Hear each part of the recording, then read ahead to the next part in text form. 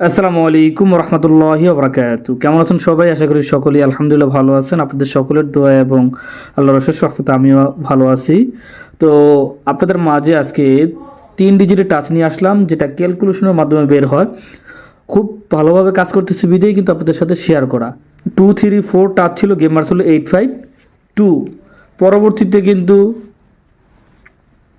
এই 2 নিয়ে কিন্তু পাস করছে। পরবর্তীতে 3 4 5 টাচ ছিল, গেম মারছে 8 6 5।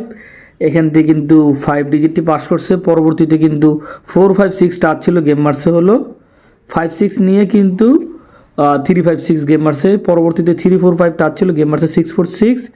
এখান থেকে 4 ডিজিটটা কিন্তু পাস করছে। নেক্সটে 7 8 9 টাচ ছিল, গেম মারছে হলো 9 7 8।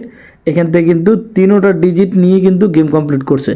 পরবর্তীতে 6 7 8 টাচ ছিল, গেম মারছে 6 9 6 ডাবল গেম। এখান থেকে কিন্তু 6 ডিজিট নিয়ে গেমটি পাস করছে। নেক্সটে 8 9 0 টাচ ছিল, গেম মারছে 8 9 8 ডাবল গেম।